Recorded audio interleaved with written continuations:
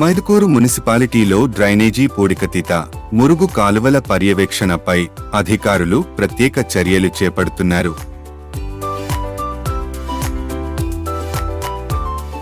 Mydukur MLA పుట్టా సుధాకర్ యాదవ్ మైదుకూరులో సమస్యల పరిష్కారానికి ప్రత్యేక చొరవ చూపుతున్నారు.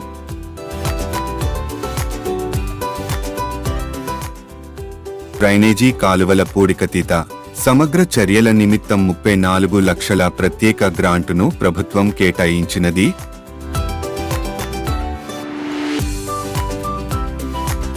ప్రస్తుతం పూడికతీత పనులు చురుగ్గా కొనసాగుతున్నాయి. శనివారం మున్సిపల్ సిబ్బంది నంద్యాల రోడ్డు ప్రధాన రహదారి డ్రైనేజీ కాలువలో పూడికను తీశారు. మైదుకూరు పట్టణంలో ఓ మోస్తరు వర్షం కురిసిన మురుగు కాలువల్లోని మురుగునీరు రోడ్లపై ప్రవహిస్తుంది. ఆ సమయంలో పాదచారులు, ప్రజలు ఇబ్బందులు పడాల్సి వస్తోంది.